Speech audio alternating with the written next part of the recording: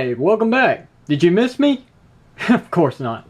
Anyway, continuing on with the Real Transformers Robots in Disguise Car Robots series, we're taking a look at the next addition into the Rail Racer series, which is none other than, hopefully I say this right in its Japanese counterpart, J7?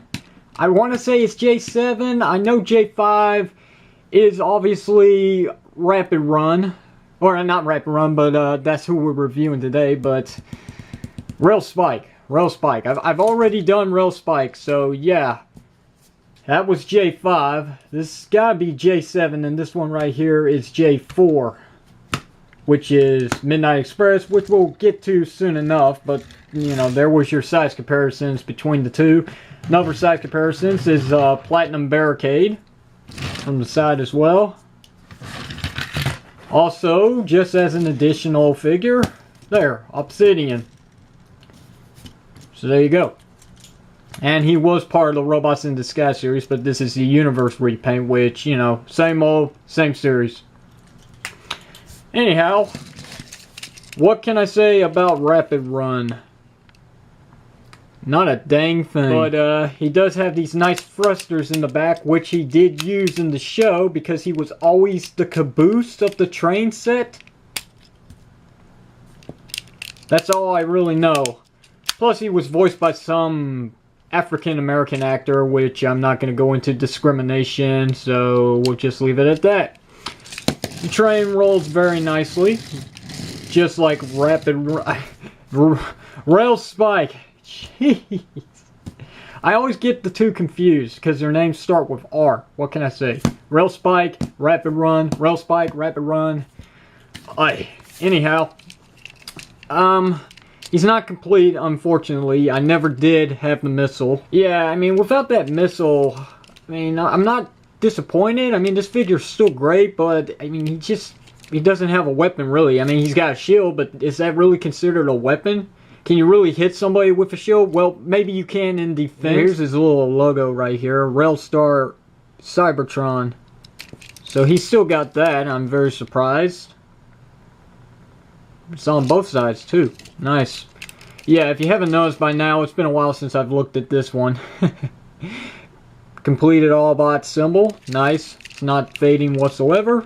So, how about we just go ahead and get this train transformed into his robot node, because that's what you're waiting for, isn't it?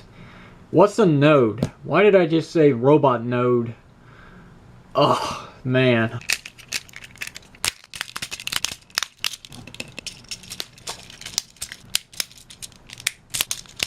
And there you go. There's Rapid Run in his robot mode. And for a quick size comparisons, why not? Let's bring in the last review, which was none other than Rail Spike. And you know what? I was totally wrong. I was about to say that this is the smallest of the bunch, but he is not. So here's his weapon.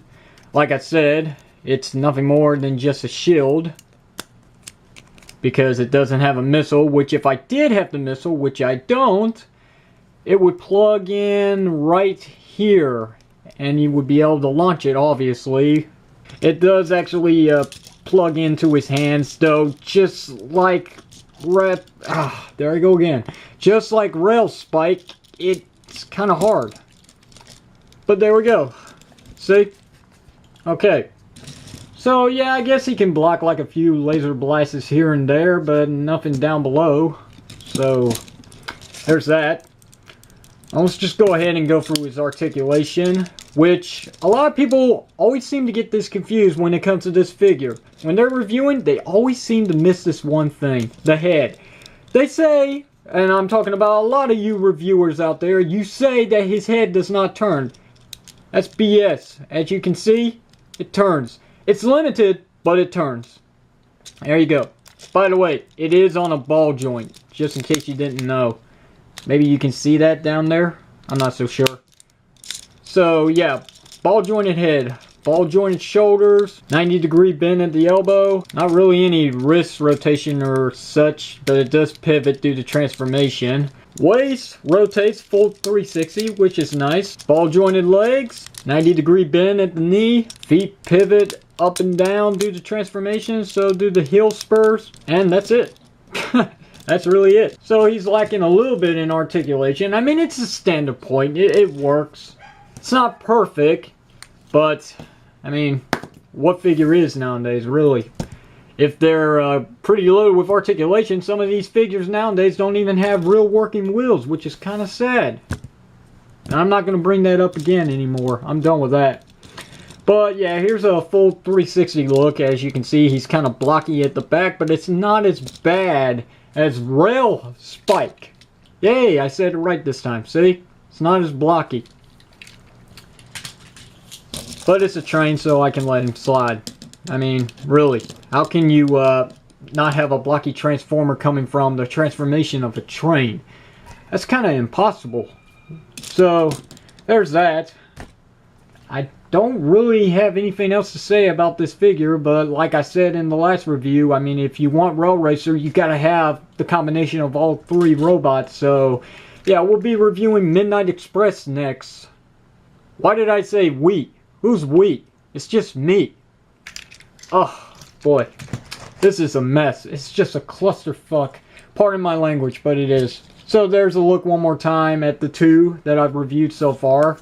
If you have any questions or comments, if any, you can leave them down below. I'll answer them when I got time. And until the next review, which should be coming up maybe in about a day or so, hopefully.